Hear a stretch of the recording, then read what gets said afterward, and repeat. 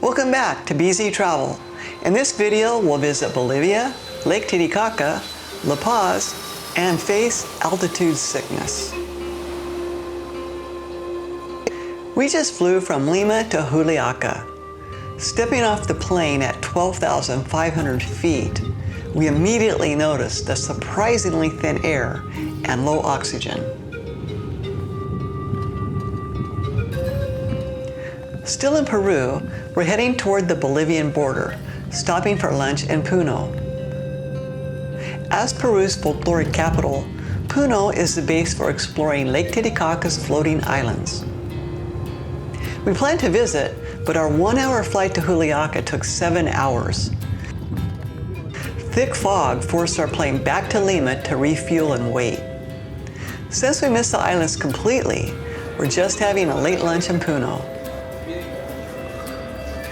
It's a very cute town and we would gladly explore if we had more time.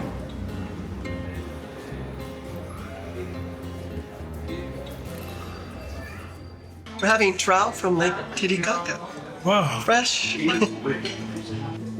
This rich, juicy orange trout surprisingly looks and tastes much more like fresh salmon.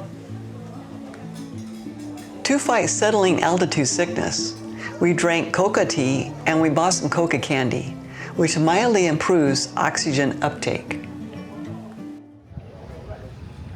After eating the most delicious trout ever, we left Puno for the Bolivian border. To our left sits this massive Lake Titicaca, the world's highest navigable lake. Along the road, farmers work small quinoa and potato plots.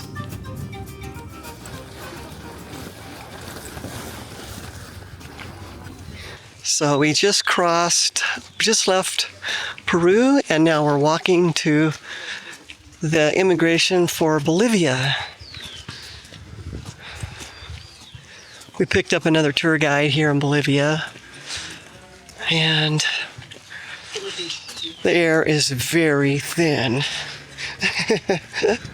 Walking this border feels just like climbing a mountain. You feel the lack of oxygen, profound weakness, headaches, and dizziness of this high altitude travel. Welcome to Copacabana. We're still in Bolivia, right? No, we're in Brazil, Copacabana. Oh, woohoo! There's our luggage. And, well, there's ladies changing money here. Okay, this is the line for immigration to go to Bolivia. After a full day of traveling, we finally arrived in Copacabana. We're spending the night here before heading out on an early morning tour on Lake Titicaca tomorrow. Going out on Lake Titicaca, and we're going to go to an island and walk around the island maybe and cruise around Lake Titicaca. Unfortunately, it is a rainy day, but we'll make the best of it. And I don't know what all we're going to do today, but we know we're on Lake Titicaca. It's a low season here, so there's not many people. Our tour brought us to Isla del Sol. It's a highly populated destination for anyone exploring Lake Titicaca from Copacabana. A key part of the tour involves hiking the high ridge between the old ruins where our group just dropped and the main port. However, looking at that steep climb while barely breathing, fighting altitude sickness, cold, and unpleasant rain, we decided to stay on the boat and then meet everyone later. The island and tiny town of Umani houses 800 families. Besides traditional fishing, thriving tourism supports many of the small guest houses and hostels. This popular hiking destination, it gets extremely busy during the dry season. The group got off on the other side of the island. It was pouring down rain. We decided to stay on the boat. So we got off the boat. But we have some bad news. Yesterday, they told us our flight from La Paz to Sucre has been canceled.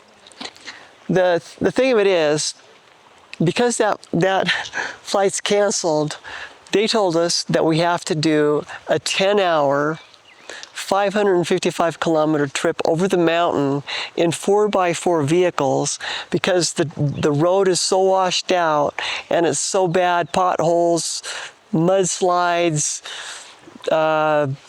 blockages. It's going to take us over 10 hours. And that is not what we wanted to do. In fact, it's going to be horrible. And so we're trying to figure out how to get out of here. We're getting trapped because we definitely don't want to do this 4x4 10-hour trip.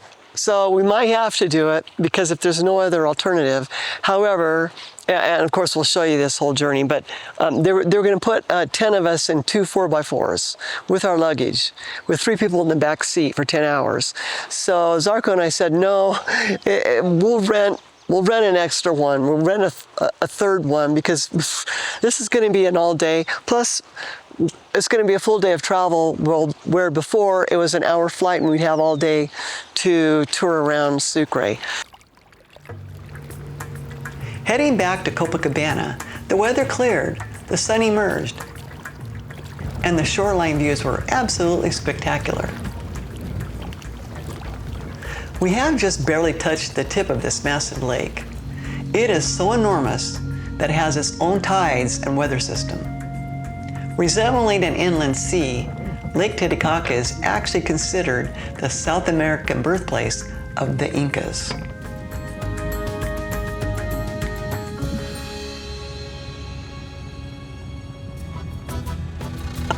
Getting off the boat, we head straight to our van for the long journey to La Paz. Driving through Copacabana, I'm genuinely impressed by how charming this little town is. I would have absolutely loved to explore it more, walking the streets, enjoying a local coffee, and soaking in the vibrant daily life, and doing some shopping. The frustrating part about some organized travel tours is spending way more time stuck on the road than actually exploring the places, and you end up enduring hours of travel for only brief moments of real discovery.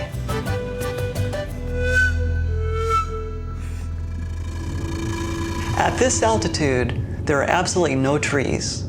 Riding high on the plateau is just endless rocks, spare grass, and a long, windy road. So we're on Lake Titicaca, and they're going to put the van on one of those barges. The absolute most surreal experience of this entire trip was definitely crossing the Strait of Tiquina. There is really no bridge here. Local barge operators have famously protested against building one for years. They're fighting hard to protect their historical livelihoods and their daily income. That white van with the luggage strapped on top is actually our tour van. We nervously watched it drive onto a primitive barge built primarily from wooden planks tied or bolted together, and is powered entirely by 2 small outboard motors. These fascinating local ferries are essentially just floating wooden platforms. Driving from the lake and passing through the bare highlands, we suddenly discover the chaotic, bustling edge of a truly massive city. Formed exactly like a giant bowl, it perfectly holds La Paz, the highest altitude major city in the world. The high area resting right on the rim is called El Alto, and it sits over 13,600 feet. Steep and winding roads lead down to the city center where our hotel sits. La Paz features a unique vertical society. The wealthier locals live in the warmer, westernized valley bottom, while the poorer neighborhoods cling to the steep, thin air of El Alto. Since traditional subways are impossible here, they built an incredible sky subway of clean, quiet cable cars for the most spectacular daily commutes on planet Earth.